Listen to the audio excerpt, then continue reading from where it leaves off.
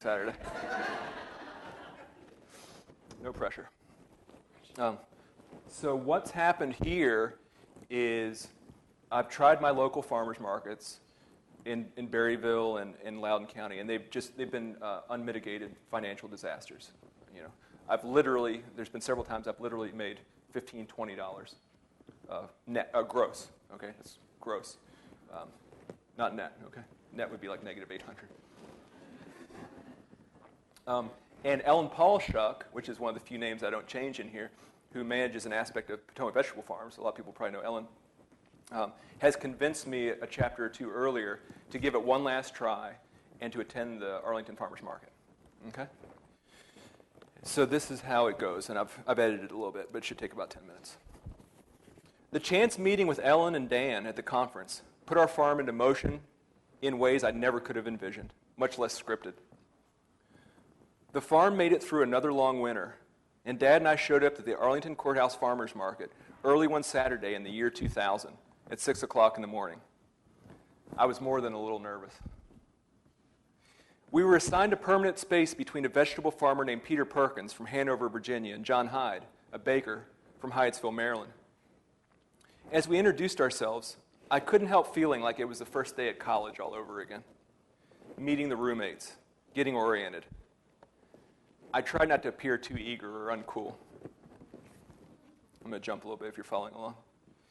The individual stalls were easily 3 or 4 times the size of ours, and they carried the feeling of a storefront unto themselves. 2 or 3 employees helped with sales, restocking, bagging, and answering questions. As I watched them make their final preparations, I jokingly wondered aloud if we should do some calisthenics in advance of the apparent customer onslaught. Good idea, Dad replied, hungrily eyeing a cheese and cherry Danish a few feet away. You do some toe touches. Get good and limber. I'm going to go meet the baker. Don't go far, I said, half in admonishment and half out of nervousness. I'm going to need your help. That's why I'm getting something to eat, he explained without stopping, to keep my strength up. He had hardly stepped out of our stand when I felt a touch on my arm. You new here? A woman's voice asked. I turned and looked down. A small, disheveled woman with long gray hair and thick glasses peered up at me. I hadn't seen her enter the tent, and her arrival startled me. Yeah, I said, trying to hide my surprise. This is our first day. I extended my hand. I'm Forrest. Glenda, she said, taking my hand. Her grip was warm, but rough from hard work. I run Bunny's Bakery. We're a couple of stands down. We sell cupcakes. Nice. How long you been selling here? She sighed, her shoulders lifting and sagging beneath her oversized shirt. Almost since this market started. Next year will be our 20th year here. Wow, so it must be a good market for you then. Our best, she stated. Has to be. Too hard to work otherwise. Without warning, she grasped me firmly by the elbow and pulled me close. Now look, she said, lowering her voice to a confidential tone. Our faces were only inches apart, and I could smell coffee and cinnamon buns on her breath. You look like a nice guy. I can tell that right away. But listen, I've seen a lot of nice people over the years. Her grip on my arm tightened. I want to tell you something that I wish someone had told me a long time ago. I was utterly flummoxed by this unexpected intensity. Okay. She pulled me a centimeter closer, holding steady eye contact from behind her smudged, opaque glasses. What I'm going to tell you, don't you ever forget. It's going to make or break your whole career. I promise? Good. Now listen. She glanced from side to side. Don't you ever wholesale your stuff. I don't care if you're selling emus or artichokes. Don't wholesale. Don't let anyone talk you into it. Don't let anyone tell you it's a good idea. Retail, everything retail. I opened my mouth to speak, but she cut me off with a single syllable, MEP. She raised a gnarled index finger towards my lips. No talking, listening. She cleared her throat with a phlegmy rattle and swallowed decisively. the only exception, she repeated, and squeezed my elbow to the point of pain, is if you've retailed everything, every last thing, and you can still produce more. She paused, inhaling for a final sortie. But before you do that, try to retail it. It's the only way to make it in this business. With that, she released her grip. Circulation slowly returned to my arm. Thanks, I managed, thoroughly perplexed. I'll be sure to remember. Remember, she agreed. Do it for yourself. If you're ever going to make it, someday you'll look back and remember this conversation. Behind me, I heard the heavy clump of my father's boots and turned. I got you a bear claw, he boomed, proffering a sticky baked good wrapped in a piece of tissue paper. They didn't even charge me anything. The man just said, "Welcome to market," and handed it to me. Dad smiled dreamily, talking around a piece of pastry. I think I'm going to like it here. I took the offering distractedly, the woman's voice still haunting my ears. Dad, this is Glinda. She runs bunnies. She was no longer there. I searched for her, but she had disappeared entirely. It was only after several moments that I managed to spot her, somehow already back at her own stand, methodically organizing cupcakes. That's her over there. How did she move so fast? Anyway, she just came over a minute ago, and I wanted to introduce you. My dad, at first disinterested, suddenly noticed the brightly colored cupcakes. Oh, by all means, he agreed, his face lighting up at the prospect of a second helping of snacks. But it's probably better if I just introduce myself. You stay here and do some more jumping jacks. I sighed.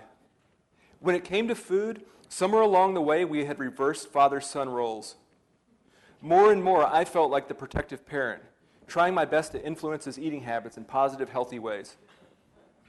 About another page and a half.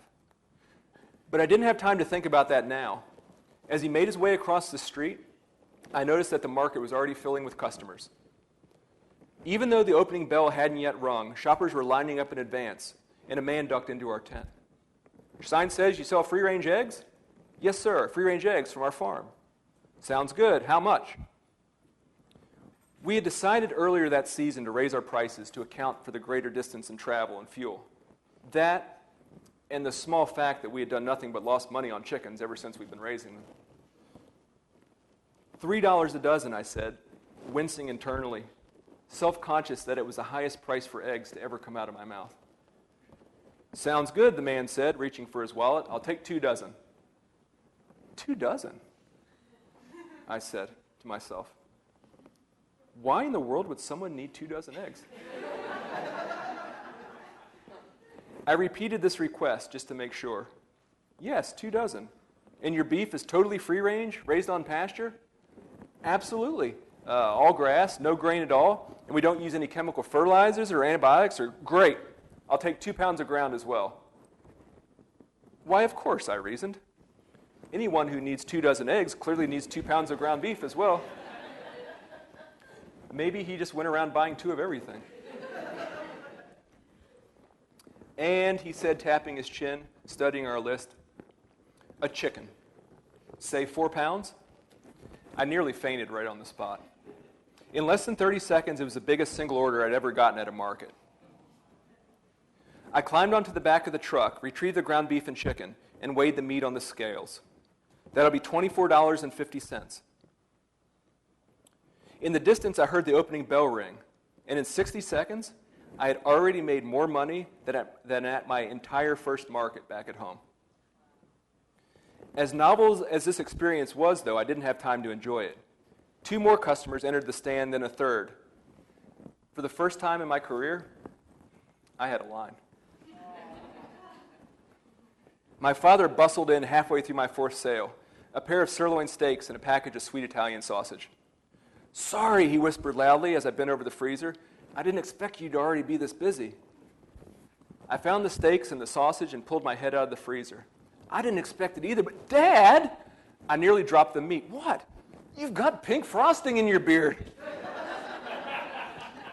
Come on, man. He turned his head from the line of customers, abashedly licking at the corners of his mouth. Is it gone now? He asked in a small voice. Exasperated, I made him march to the side view mirror for self-inspection. When he returned, frostingless, I had already worked my way to the end of the line. I should go away more often, he quipped. As soon as I leave the stand, you get a crowd. Don't go away too quickly, I said. I've got a feeling today's going to be pretty steady. And it was. Although we came nowhere close to our dream of selling out of everything, we ended the day making more money than we had ever made at a single market before, nearly $500. It was enough to pay for our gas and our time, while sparking our optimism that we could make enough in the future to pay some of our bills back at the farm. My father, counting the stack of $20 bills we had accumulated, was so happy he bought an entire box of cookies from the baker next door. What? He asked, catching my disapproving look. I got them to celebrate. Plus, they're your favorite, oatmeal raisin. Dad, I was happy too, but my father's eating habits were simply out of control. You're on medication now. You can't be going around eating boxes of cookies. Crestfallen, he opened the lid in spite of my chastisement. Well, here's a cookie for you anyway. Congratulations on your big day. Our big day, I corrected. And don't give me that hangdog look. You know I'm just trying to take care of you. He took no comfort in the brand of care that I was offering. By the time I pulled onto Interstate 66, a mile away, I noticed his hand sneaking into the box. Oh, for Pete's sake, just eat a doggone cookie, will you? I thought you'd never offer, he said with transparent glee. Another minute or two and I would have starved to death. I'd narrowed my eyes in disapproval. By the time we got home, he had eaten half a dozen.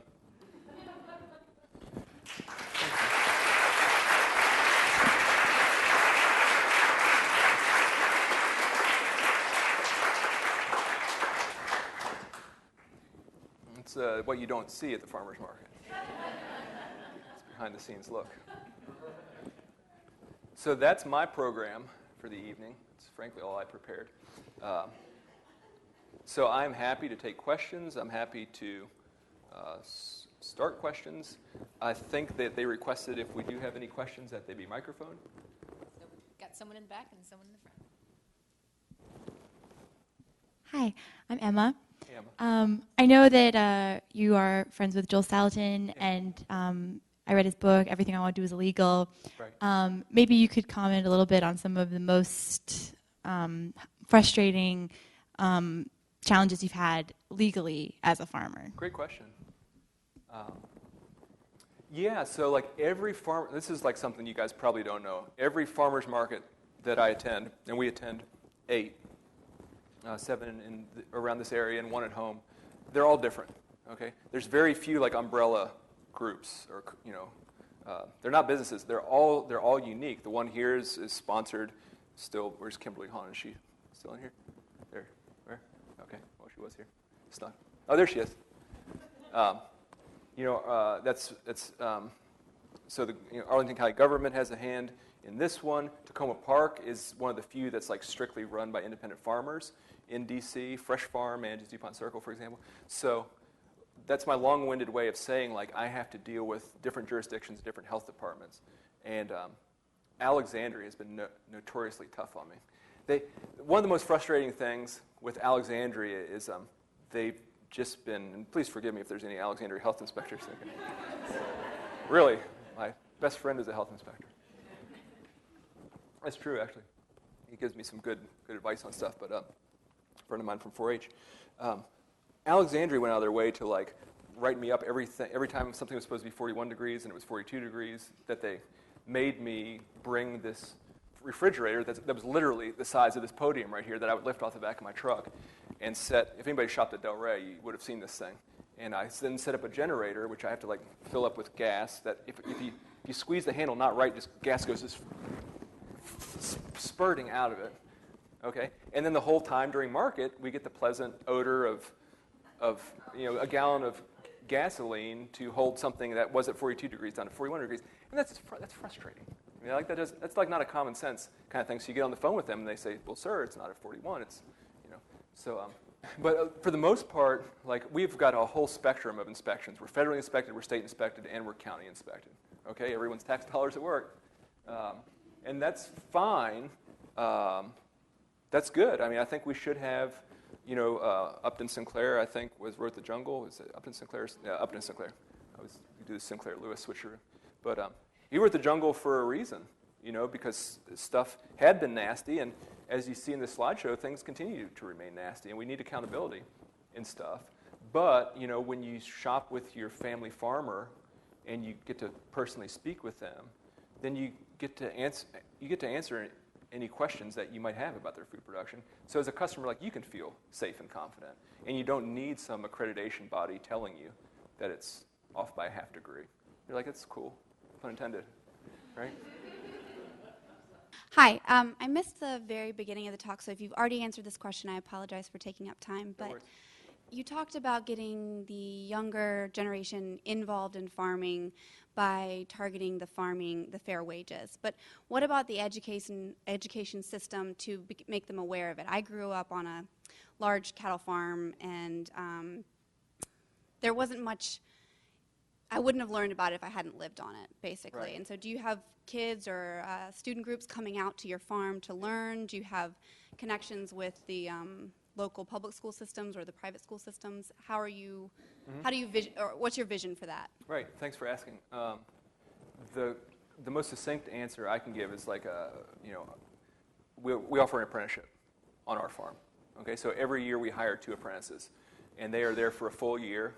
And when they leave, I've been told by them it's like a master's program, because some of my apprentices have gone through the master's programs. They're really thoughtful and educated folks. And as someone who goes out here and says hey, we need more family farmers, and I better be doing something. Talk is cheap, so I better be putting your guys' money where my mouth is. You know what I mean? When you're buying stuff from me. So in our way, doing the apprenticeship is a great hands-on way to do that. Writing this book was a bit of an attempt to bridge that divide and inspire a new generation of family farmers, farmers that want to be small farmers. And I think 2013, there's been no better time. There's just huge amounts of resources out there. There's no shortage of how-to books, internet resources. There's this great new site called On Pasture, which just came out 2 or 3 months ago. That's been tremendously, nuts and bolts about how to do some of these farming practices. When I was coming through, the internet really didn't exist. I'm only 39. Okay, but when I was 21, the internet might as well. It was like 3 sites. It's like 3 sites on the internet. I go to ESPN, it would take a half an hour to find the baseball score. Who's got time for that? Stereo not available. Connect to the internet. Yeah, that's exactly. Well played. So I think 2013 better than ever, but still keep in mind, only 3% of all our food is the kind of food that I'm talking about. That's coming directly marketed local from a farmer representing it. 97% of our food is still, again at the beginning of the talk, it's how do we participate in a food of anonymous culture of anonymous agriculture. Okay, 97% of that is still. That's not to say it's bad. I'm just saying it's out of balance. Okay, so we're going to find balance by people seeking balance, I think. There. Keep your Hey, hand my up to the friend. microphone. Hey, Marshall. I was just curious because I've tried to find some figures on. Pam did the article in Flavor about the new generation of Virginia farmers, you included, and there were a pretty good-sized group of people under 40. Right. Have you seen in your circles more evidence of younger, or is that Virginia thing really sort of a unique? I think it's contagious. I think positive peer pressure is always contagious, no matter what it is. I don't know. I don't get out much, frankly. Okay? Seriously. When farming and writing are both very isolating activities, right? So, I get to participate in some things like craft. 2 days ago, I was at Red Wiggler Farm over near is it Gaithersburg or Damascus? I think is where it is. And there's I showed up late, and there were still 50 or 60 people there, and they were all younger than me. I'm not that old, So and a bunch of people left already. So Maryland does not a nation make, but that's pretty good for a Monday afternoon. Hi. Can you describe if you have any experience with the Chesapeake Alliance for Sustainable Agriculture, or talk about food hubs generally? That's CASA, yeah. Right, that's the acronym. Yeah, exactly, yeah. Yeah, I do. I spoke there in January. I gave a pretty well-received talk called multi-species grazing, which people seem to appreciate. Then when you ask if anybody's a professional farmer in there, everybody raises their hand. So yeah, I mean, the short answer is yes. What's my experience with them? Like PASA, for example, is one right nearby, Pennsylvania Alliance, and there's MOFGA, which is Maine Organic Farmers and Growers Association. And all these things are just incredibly useful tools because they're allies. They make us feel like we're not alone. You know, it's so easy to feel isolated or feel like we don't have allies or collaboration in this. And it's just crucial that every once in a while we get together. And I mentioned in the book, there's 2 conferences. It's like chapter 5. Like the second time I meet Salatin, I sit next to Bob Evans, of all people. Bob Evans of the restaurants, okay, was sitting right next to me. And I went back to like fact check this. I was like, I must have that wrong, 1997. But yeah, he was a huge proponent of grass-fed agriculture and was very a precursor to everything that's happening right now. It's just ahead of his time. Yeah. So yeah, these things are valuable resources.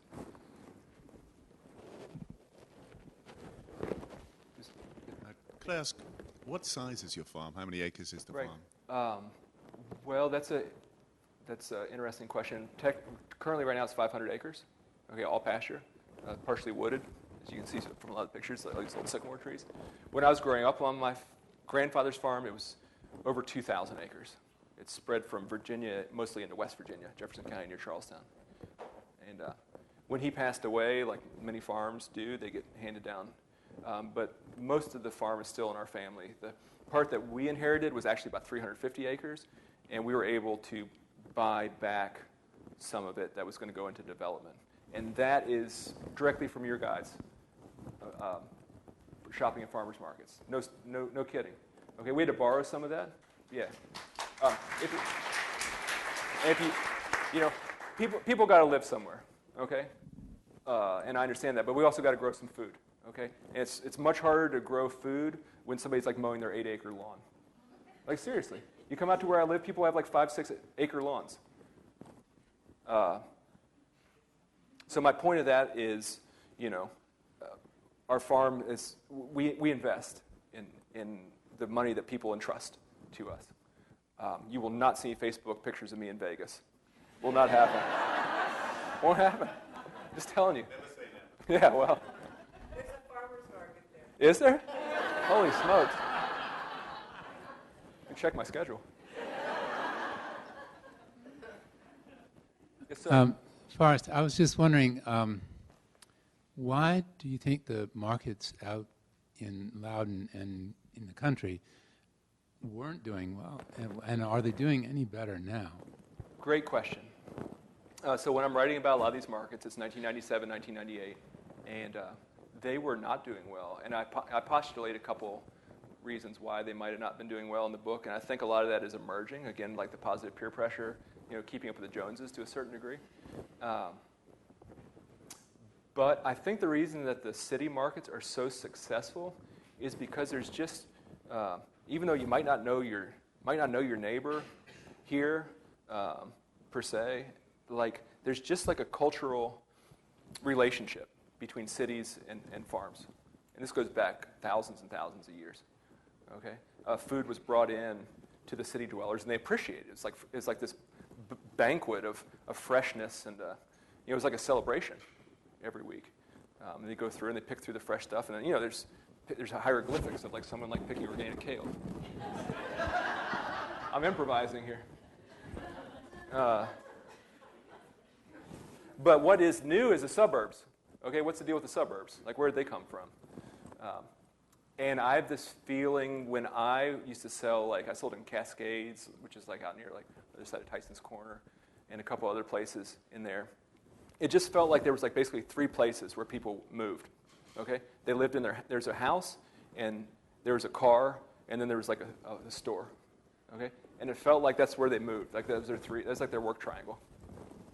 Okay, and I mean, I'm not trying to be a jerk or anything, but that's just like how I observed it. I didn't feel like, and we were selling like on the edge of like some big parking lot, on the edge of like a Home Depot or something. There was nothing there to have like any sense of connection or any like spirit of like, so it's like a social gathering.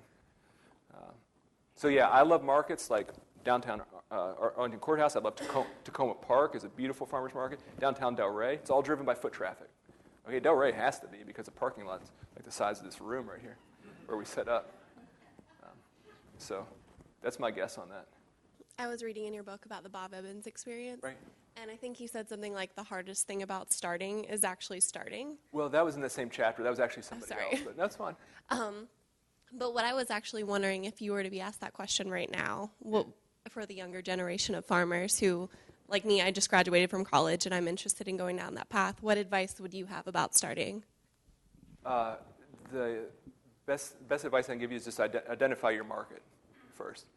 Figure out, like if you've already checked in with yourself and like the farming dream appeals to you and like it resonates, then that's like all systems go. Okay, that's good. You got that on your side. And that's, you're right out of college. You're going to be able to have time to make mistakes.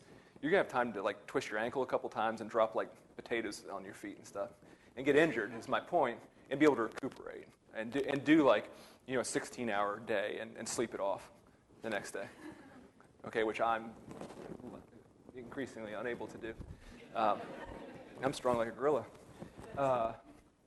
So like, yeah, identify your market is the first thing. There's like so many opportunities out there. There is more demand for this food right now than there are producers. I'm convinced of that. So the world is your oyster, particularly if you want to get into aquaculture and raise oysters, because that's.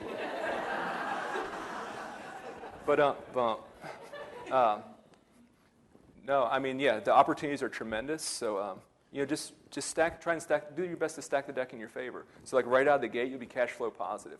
Like nothing is as discouraging as like all these people who told you so. Like I told you weren't going to make it go at farming when they're right. That sucks. Like we want to prove them wrong. So like being your first year, like, hey man, I not only broke even, like I made like $5,000 this year. I'm going to put that back into the farm because like I'm growing my own food. I'm meeting great people that I'm bartering with food. I don't have to drive everywhere to be entertained. Farming is entertaining. So like my overhead is very low on entertainment and expenses. Put that right back into the farm. I remember as a child, as soon as you could walk and talk, you had a chore to do. Right. I understand the current laws say you can't work on a farm until you're 18, until you're paid minimum wages. Okay. What's the future, therefore, of family farms? Right. That's a great question. I did not know about that. Like you have to be 18. Let me call my mom real quick. Yeah. So like in my situation, I was never forced. It was never mandatory that I do chores. Childhood was very, the halcyon days of youth were like respected, okay? And I really appreciate that, looking back on it. For me, that made my decision to become a farmer, like I was much more motivated. By the time I was like 14, 15 years old, like I wanted to keep up with the men. And that's where I talk in chapter 2, like I almost flip a tractor on my head kind of thing. But part of that was because I'd gotten the opportunity to like be a kid. And I wasn't forced to be like in the mundane grind of like, okay, now it's after school and you got to go like shuck corn for 2 hours. Like nobody ever told me to do that. And when it was appropriate to do that, I just did it. Okay, it's one of those things like makes the hair stand up on the back of my neck, like thinking back on it, because I was in college and like I was getting a college degree and I was torn because I wanted to take over the farm. Like the stewardship was calling to me. Like if I didn't take this over, like what was going to happen? Like I wasn't like oblivious enough not to like have some sense of what was happening. So yeah, I mean, for me, it didn't have to be like I was in the routine of like learning everything. There's plenty. This is like I was telling her. There's like plenty of time to learn all this stuff. And whoever was back there about all these resources that are out there. Like, we got plenty of time. Yeah, and for my own son, he's 8 years old now, and I think I mentioned in the book, like, nothing breaks your heart so cleanly as when he says, I want to be a farmer like my dad. That's amazing. But he doesn't have a chore routine either. Taking it easy on him. Worst, I think we can take one last question. Sure. Well, somebody pick, because I'm happy to talk to you afterwards, too. Hi, Forrest. Hey, Cheryl. Cheryl's a friend of mine from college. Your book is fantastic, and I thank you for telling your story because it's amazing. And I'm wondering if you could help me through a dilemma that I've actually been having personally. Okay.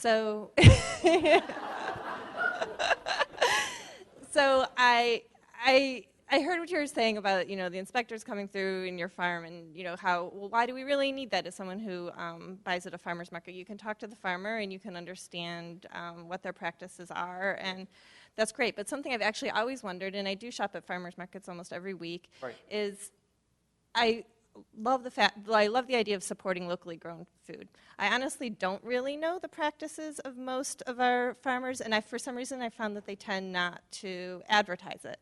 Okay. And to have that conversation with the farmer, like, there's long lines, and so you'd have to wait in line, and then you'd have to say, well, do you use pesticides on your strawberries? And then, if they say yes, well, then do I have to decide I'm not going to buy those strawberries? And sometimes it's just easier to go to the Safeway, you go to the organic produce, and So I guess my question for you is, what do you find, I know you can't speak for every farmer, but what do you find of the farmers that you know from the farmers markets? Do their practices tend to be more sustainable like yours or a little more conventional? And how do you think the best way to approach that conversation is? So I'll take that as a two-part question. Okay, do most farmers at the farmers market have sustainable practices? I would say definitely yes, and the proof's in the pudding there, because if they show up every year, then that's not only economically sustainable, but it's putting out a product that people are finding desirable, that they want. Okay, so I think it's safe to presume that enough people have pulled that farmer aside and asked them the questions, or have done research, that they find this product to be worth purchasing and selling out, and then that perpetuates a financial cycle for the farmer to go back and fire it up again the following year. And I find that to be true with most of my peers. I would say they definitely lean towards some form of organic hybridization of the word, like uncertified organic or eco-organic or beyond organic or something. Because as a producer, we're all really irritated to have to pay several $100s to have to wait on somebody to show up to okay, check this off. Yes, I did that, and then we send it in and have to fill out all these records and things like that. I've never had time for that. And that's why I've got this communication right across the table from people. But to answer your question, I wrote this blog called 4 Questions You Should Never Ask at Farmers Market, and I wrote for me. I wrote really good-naturedly, and tone is so hard to pull off, in anything. And 95% of people really loved it and thought it was really funny, and they got it, and 5% of people were just how dare you even suggest that you can't ask questions? And I go out of my way in the beginning and end to say, please ask any, but if there's any 4 you want to leave at home, leave these at home.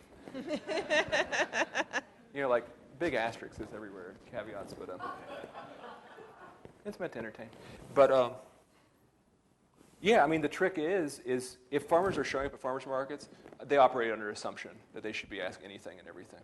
And my word, have I been asked some stuff over the years. It's book 2. Thank you, Forrest. You're welcome. All right, thank you.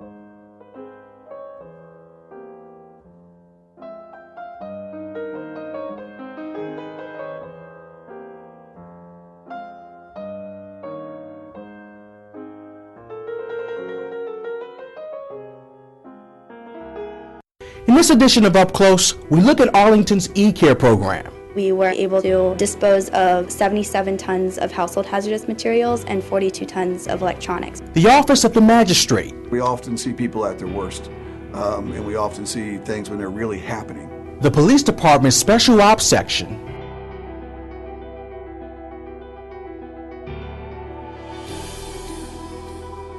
And the newly commissioned USS Arlington. We have a very strong relationship through our history with the military. Each year, many of us have stuff in our homes that we don't need anymore, but don't know what to do with. You can't throw away that old hulking tube TV or PC out with the trash. And what about those flammable products like solvents or poisonous pesticides? Well, Arlington's Department of Environmental Services has a solution. It's called e-care.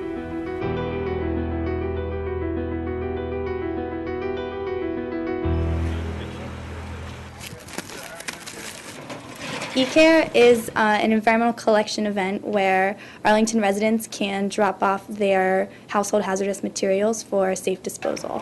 It is a biannual event. We hold it every spring and fall at TJ Middle School. If you can't make one of those, we actually have a drop-off center at the Water Pollution Control Plant. It's open from 9 a.m. to 3 p.m. on Saturdays and by appointment only Monday through Friday. If you're unable to make that, you can also schedule a curbside pickup for a small fee at your convenience.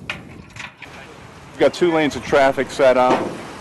We've got cubic yard boxes set up in the front here for some aerosols, and we've got our tables set up where we do segregation. In the back here, we have corrosive liquid acids and bases and oxidizers, flammable solids, things of that nature.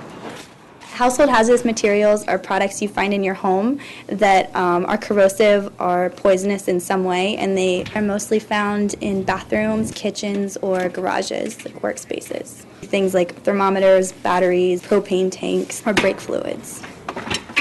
E-care is more than just collection of hazardous materials. It's actually recycling other household products like bicycles or mattresses, bed frames, used clothing, shoes.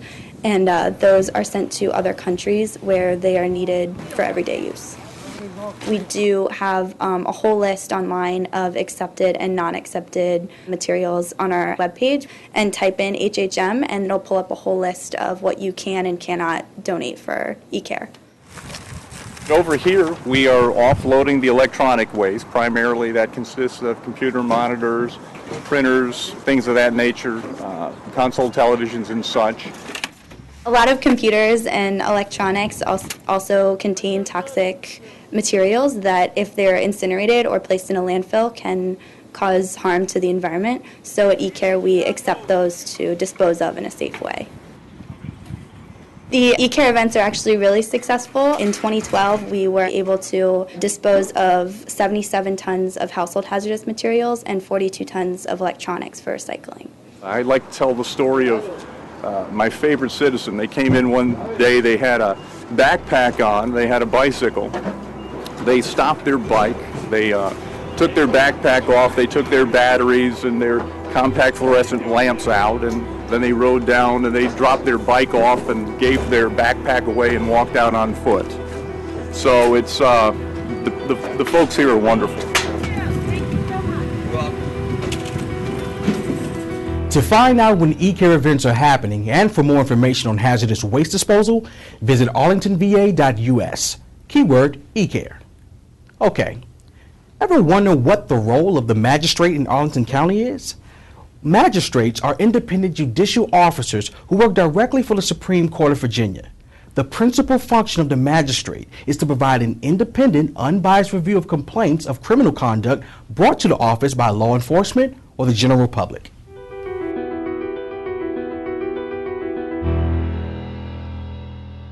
Well, the magistrate's office is there for the citizens. We listen to complaints from the citizens and law enforcement to establish whether probable cause exists. And if probable cause does exist, then we will issue a warrant. The Virginia Constitution puts a magistrate there to be the trustees of the citizens.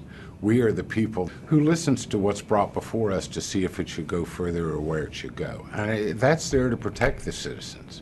The main role of the magistrate in Arlington County is to be the first point of contact for someone going through the criminal justice system here. We are an independent, unbiased judicial officer. Whenever the police arrest someone, they're going to bring them to the jail. The first judicial officer they're going to meet is the magistrate. The magistrate decides if there is probable cause for the person to have been arrested. That's going to be based upon the testimony of the officer and the facts that are presented. And to also decide if that person is a danger to the community or if there's a concern they won't appear in court, and to set a bond or to hold them without bail, or decide if they can be released on their personal recognizance back into the community until their first court appearance. A magistrate is involved and can be involved in the process at any point. What that means, of course, is that we often see people at their worst, and we often see things when they're really happening. However, magistrates have so many duties that they can, in fact, intervene or be involved at any stage in the process. If you're posting an appeal, the magistrate's involved. If you're posting your bond, the magistrate's involved. If you're on probation and a case needs to be issued, the magistrate will be involved. So a magistrate can be involved at any stage in the process. Law enforcement are not the only individuals we encounter. Citizens come into our office all the time to make complaints on criminal matters, to also pay traffic fines, to post bond for family members or other individuals. Any citizen filing a criminal complaint with the Office of the Magistrate must do so in writing and under oath. No magistrate may issue an arrest warrant for a felony offense upon the basis of a complaint by a person other than a law enforcement officer or an animal control officer without prior authorization by the Attorney for the Commonwealth or by a law enforcement agency having jurisdiction over the alleged offense. What a magistrate does is determine whether there's enough evidence based on certain findings the statute makes that someone is in the throes of a mental illness, they're either incapable of taking care of themselves or they're a danger to themselves or to others. Then a magistrate must make to determine whether or not to hold this person in a hospital pending a hearing before a special justice as to determine their commitment to the mental institution. Someone will bring us that evidence, often someone skilled in the treatment and diagnosis of mental illness from the Community Services Board, because it's someone they've been treating and they know something about it. And they'll come to us with that evidence, and the magistrate will make a decision as to whether or not to commit the person. A magistrate can issue an emergency custody order, which is an order to have the person brought to a mental health therapist to get an evaluation to determine if the person is a danger to the community or is unable to provide for their basic care. If the magistrate has probable cause to believe that that person suffers from a mental illness and is a danger to the community or to themselves or is unable to provide for their basic care. There are currently 8 magistrates assigned to Arlington County and the City of Falls Church. All magistrates are appointed and supervised by the Executive Secretary of the Supreme Court of Virginia. We have regional authority, so any magistrate assigned to our region has the same authority in Arlington, Alexandria, Prince William, and Fairfax. We're there 24 hours a day. So when a judicial decision needs to be made in the middle of the night, 2 o'clock in the morning, on the holidays, that's when the magistrate's there to serve the citizens. Citizens come directly to the magistrate's office. We're open 24 hours a day, 7 days a week to make complaints or to get information or to pay traffic fines or to post bond. Some of the rulings or outcomes of a magistrate would include, of course, issuing warrants to have people arrested, issuing search warrants to have persons or properties searched, issuing emergency custody orders and temporary detention orders, and emergency protective orders, which are orders banning individuals from having any contact with people in the county. The magistrate's office, we have a great working relationship with the police department, the community service boards, and many other agencies. But you have to remember that a magistrate is impartial and unbiased. And where we have a good working relationship with them, they don't dictate what we do. We're independent judicial officers, and we listen to things that are brought to us and to see if probable cause exists or to make the judicial decisions that need to be made. The magistrate's office is located in the bottom floor of the detention center, which is in Courthouse Plaza. There's a private entrance with a public lobby, and the address is 2020 North 15th Street in Arlington. All complaints filed with the magistrate's office must be done so in person and in writing. For more information, visit the county's webpage and search Magistrate. The job of providing an escort for the President of the United States, negotiating a hostage situation, and helping children cross the street safely is the responsibility of one section of the Arlington Police Department, Special Operations.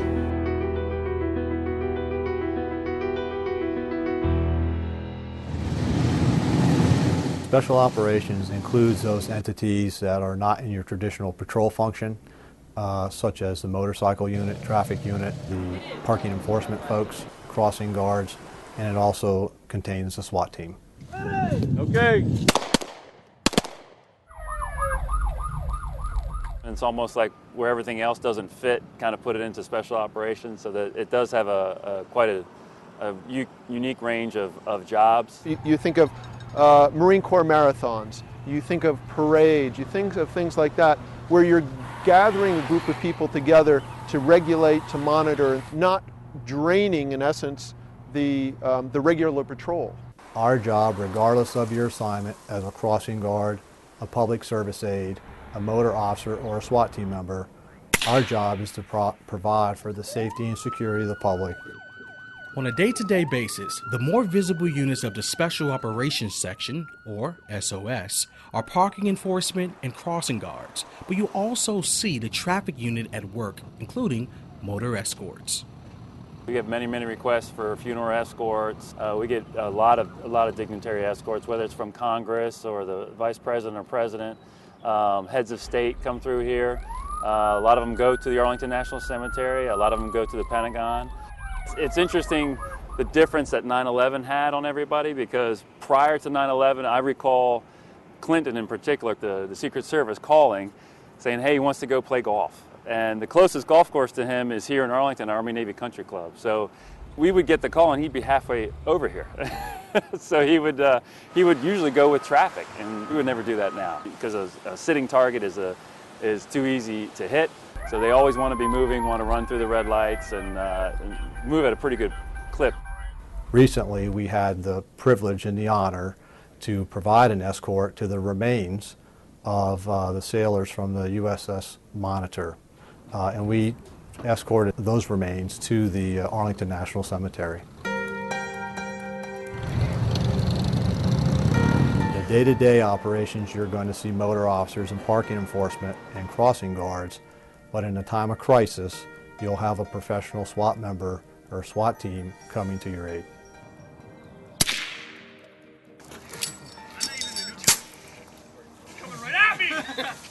Special Weapons and Tactics, or SWAT, is a sought-after unit. However, not all officers are a good fit, but 5 new recruits did make the team after a recent selection process.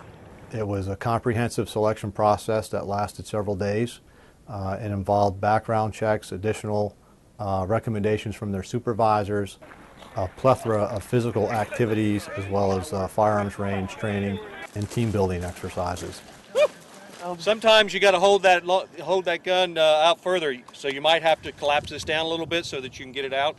What we're really interested in are those that can make independent decisions and make strong decisions, and those that work well in a team environment. The other skills, such as physical ability, firearms training, we can train people to improve upon those, but we're really looking for the intangibles. Somebody has to be an existing police officer for at least 3 years. They have to have a work reputation, they have to have a work history here, and they're evaluated through their chain of command and provide recommendations before they will be considered for an appointment. The team is deployed roughly 25 to 30 times a year.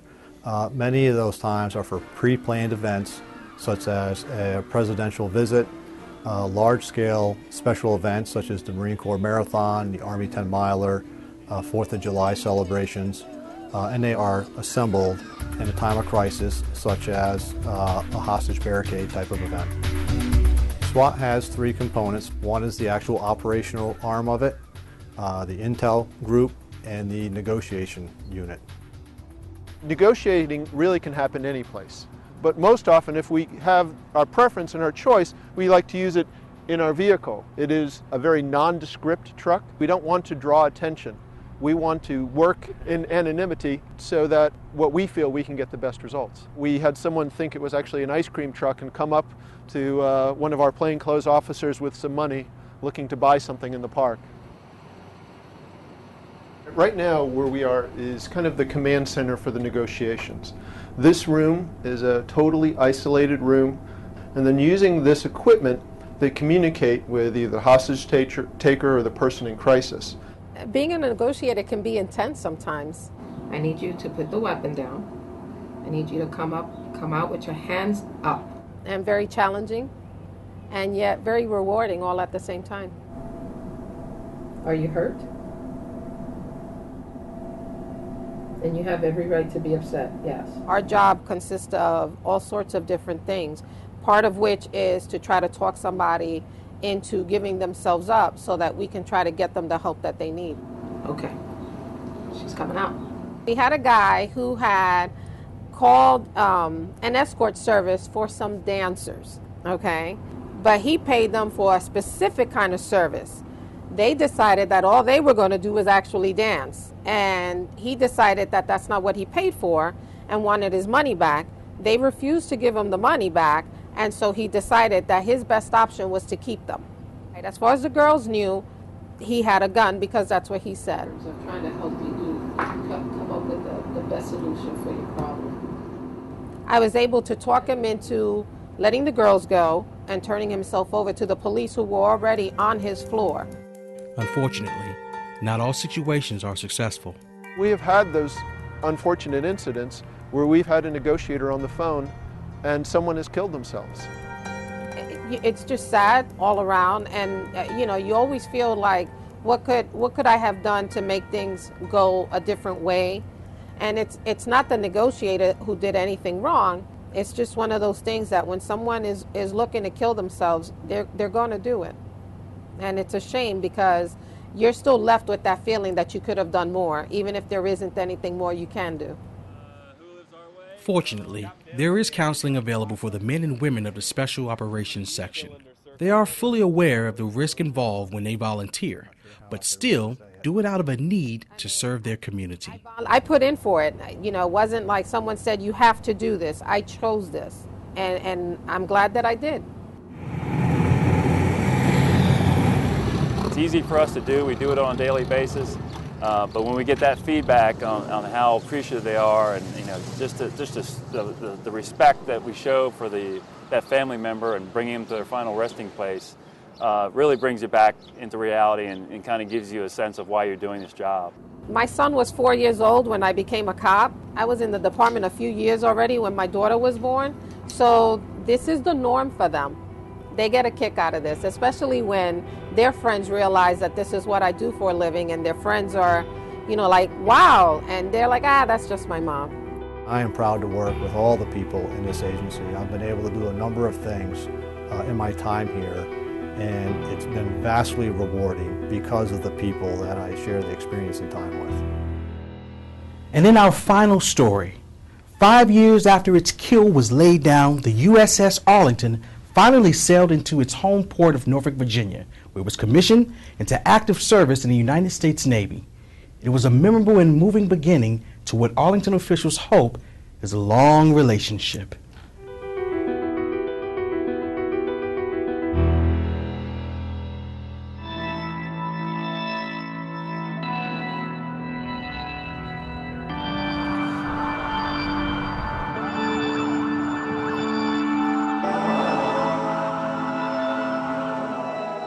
I'm ecstatic.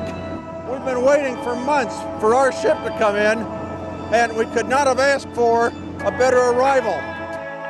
It is gorgeous. The flag and the sun, oh my, spectacular.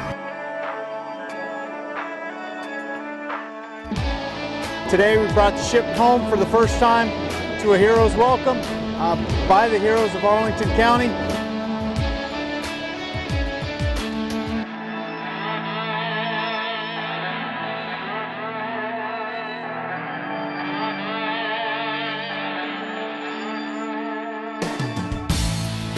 In the wake of the 9/11 terrorist attacks, the U.S. Navy requisitioned 3 ships that would commemorate the events, pay honor to the Americans who died, and pay tribute to the efforts of the first responders who were America's first line of defense on that day. The USS Arlington is a San Antonio-class amphibious transport dock ship. This is the 3rd USS Arlington, the previous 2 having served in World War II and Vietnam. It's a history that highlights the unique relationship between Arlington County and the military. The long-standing relationship. Not only is Arlington the home of the Pentagon, Fort Myer, the Iwo Jima Memorial, the Air Force Memorial. I mean, we have a very strong relationship through our history with the military. And I think this brings us closer and builds, I think, our sense of community with the military. Because of that unique relationship, Arlington wanted to give the USS Arlington a homecoming unlike any the Navy had ever seen before. A salute from the emergency officials who responded to the attack on the Pentagon on 9/11. It just sounded like the perfect gesture, both in terms of protocol, in terms of respect, and again, you know, the tying together of what the Navy is going to do with that ship in dealing with national security and what we do here every day in terms of hometown security. Well, you know, I had a career in the Navy. I know what home porting is like. And I thought this could be something special and unique, something the Navy's never seen and probably won't see again for a long, long time. This is part of Navy history right now, I want you to know, because never has this been done before, to have the pier lined up with first responders and emergency vehicles and have the people really give their heart and soul to be here and salute this ship and sailors. Believe me, they will remember this. It was an emotional homecoming for the crew, which had spent 2 years in Mississippi preparing the ship for active duty. And the first responder salute only added to the powerful feelings of this day.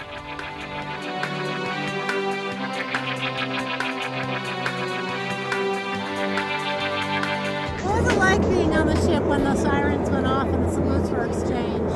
Can you describe it from above? It was a very humbling experience to be up there. It's nice to be able to have that relationship that close. The guys that protect our families, you know, and we're protecting them. The homecoming event highlighted the growing relationship between the two Arlingtons, county and ship. Commander Nelson has been here to Arlington at least a half a dozen times that I know of. I'm glad that we've gotten to know him beforehand, because for however long he commands the ship, I think he will make sure that there is this connection between the ship and Arlington, and I have every expectation that he's going to pass that on to his successor. We teach out to the crew. Every crew member that shows up on board the ship learns and understands that 184 people gave their life for us. That legacy is going to be preserved in a planned tribute room on board the USS Arlington, which will pay honor to both the victims and the heroes of the attack on the Pentagon.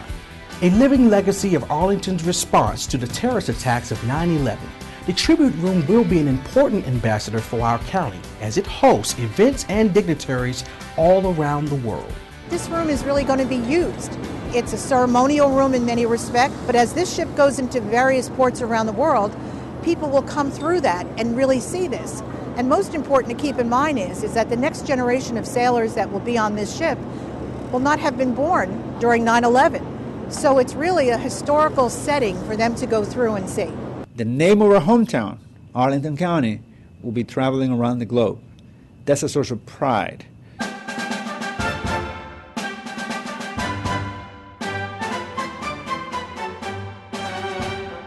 Officers and crew of the United States ship Arlington, man our ship, bring her to life, and arm the main battery.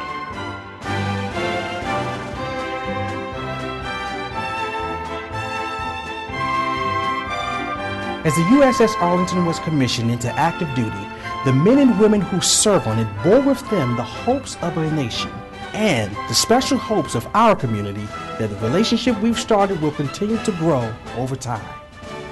I'm really hopeful that as the ship, sails the world, that the crew feels a connectedness here. I think there are all sorts of things that we can do to maintain that connection and not let the ship become a distant or remote memory.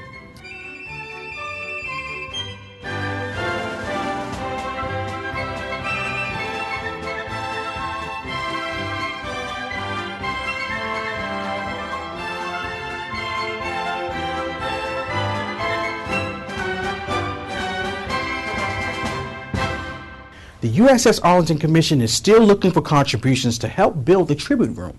They're currently about 80% the way to their goal. So if you'd like to donate, go to ussarlingtonlpd24.org. That's all for this episode of Up Close. To see these episodes and more, visit our website at arlingtonva.tv. Thanks for watching. For Arlington TV, I'm Mayo Best.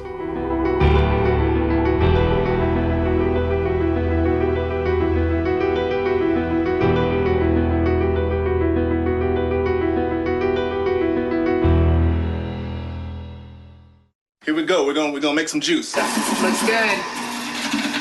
You ready to try it? Challenge your kids to be active and eat healthy. It's okay. Okay. She took another sip. You saw it? Search We Can for ideas on how to get healthy together.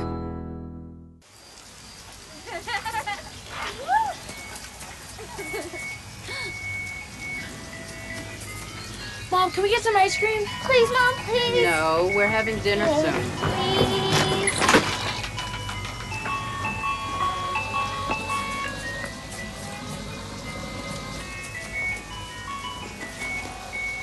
You don't have to be perfect to be a perfect parent. There are thousands of children in foster care who will take you just as you are. It's unique for a county like Arlington to be focused on this mobile technology. We really are trying to put those tools in the hand of our workforce to allow them to better serve the residents and businesses here in the county. I've been with the county for almost 11 years. I love it here. I've been given a lot of opportunities to grow and develop. My name is LaTanya Blackman. I'm the manager for collaborative services here with the county's Department of Technology Services.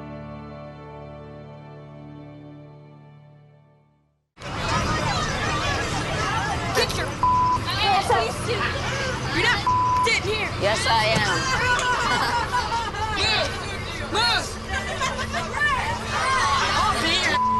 Give it to him hard. No. Every day, kids witness bullying. Why you stabbing me with it? No. They want to help, Ow. but don't know how. Teach your kids how to be more than a bystander. Visit stopbullying.gov. Packers. Vikings. Packers. Vikings. Vikings. Red state. Blue state. Vegan. Carnivore. We come from different places. Uptown. Downtown. Optimist. We come to different conclusions. Half empty. Half full. But when we live united, we create real, lasting change in the building blocks of life. The education, income, and health of our communities, Live our families, united. even the person next to us. Live united. Real change won't happen without you. So give, advocate, volunteer, live united. Sign up at liveunited.org.